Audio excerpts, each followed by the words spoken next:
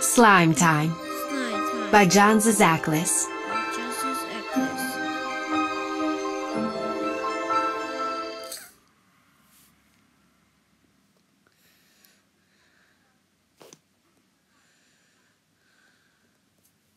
Chapter 1. Snack Attack. All aboard! We are about to set sail, the captain announced. Sam had never been on a cruise ship before. I can't wait to explore, she said. There are 12 decks on this ship, and half of them have food.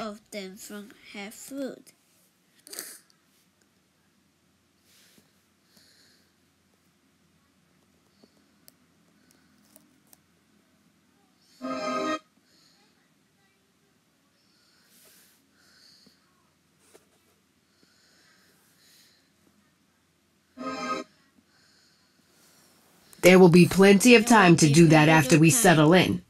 Her dad replied. There's no way I can wait. The all-you-can-eat buffet just opened, said. Said. And I want to eat while I'm still young. See ya. Sam squeezed herself into the dining hall. She zoomed straight for the pastries. She got a huge jelly donut topped with frosting. Sam took the biggest bite she could and quickly spit it out. Blah! She cried. This tastes like slime. How do you know what slime tastes like? A red-haired lady asked. How do you not? Sam replied. Suddenly, the splattered jelly on the floor began to move. It reached up and wrapped around Sam's arm and leg. Help! Hollered Sam. The jelly is alive, and it's going to eat me. Chapter 2. So much slime. Drop the donut, the lady yelled. Sam let it go, and the slime slid off her, but then it latched on the dropped donut. Sam watched the jelly blob gobble up the donut. The blob grew bigger and bigger and bigger. Whoa, Sam said, and I thought I was hungry. The blob grew 2 tentacles out of its goopy side. Then it started to rise. Thinking quickly, Sam snatched another snack and threw it across the room. Fetch! She cried. Leaving a trail of jelly goo, the blob slithered toward the treat. Run for your lives! Sam yelled as she ran out of the room.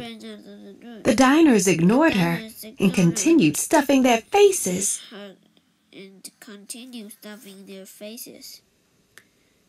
Suddenly, there was a loud sound. Honk! Sam thought the ship was blowing its horn, but that was not it. Instead, it was a new, bigger blob blowing her nose. Chapter 3. Ooze Cruise. Ah! Sam screamed. Honk! The big blob blubbered again. Sam turned on her heels and ran in the other direction.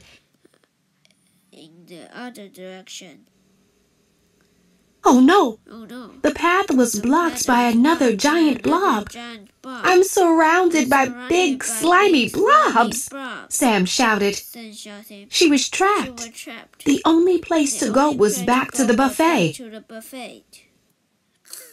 Back at the buffet, Sam was shocked by what she saw. Piles of food and globs of slime were splattered around a very angry mob. The original blob was nowhere to be found. There's the culprit. This is all her fault, the red-haired lady shouted, pointing at Sam. Just then, The room went dark. People screamed. All around them, thick, slimy ooze dripped through the portholes and down the walls. The ooze slid into the middle of the room and became two separate shapes. The shapes turned into the big blobs Sam had seen in the hallway. The blobs let out a loud, rumbling sound. Just then, the original little blob came out from under a table. With a high-pitched squeal, it slithered over to the big blobs. Their tentacles twisted around each other in a big blob hug. Sam was still in shock when the captain entered the dining room. "Sorry, everyone. These worried parents were just looking for their child," she said. "Thankfully, they found each other."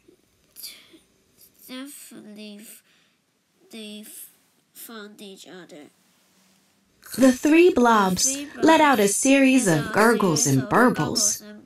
"How wonderful," replied the captain.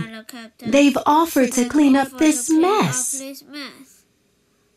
The blobs opened their mouths wider and wider. Slurp! In an instant, they were done cleaning. The blobs belched loudly and oozed out a porthole.